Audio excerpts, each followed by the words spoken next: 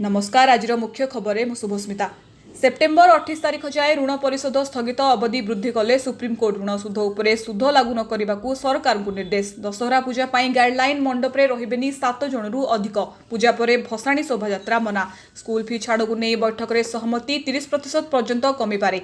गांगेय पश्चिमबंग और संलग्न अंचल में एक घूर्णिबलय सक्रिय। 13 रे लघुचाप 12 रु वर्षा संभावना।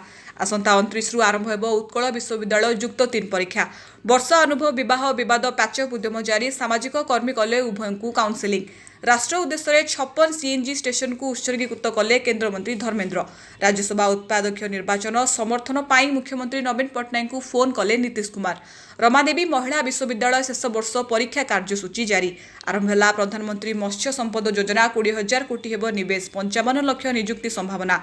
वरिष्ठ अभिनेता परेश रावल को नेशनल स्कूल ऑफ ड्रामार नूतन सभापति भावे नियुक्ति देले राष्ट्रपति। कोरोना काल में ऑक्सीमीटर और थर्मोमीटर दुर्नीति तदंत लगी एसआईटी गठन कले योगी सरकार।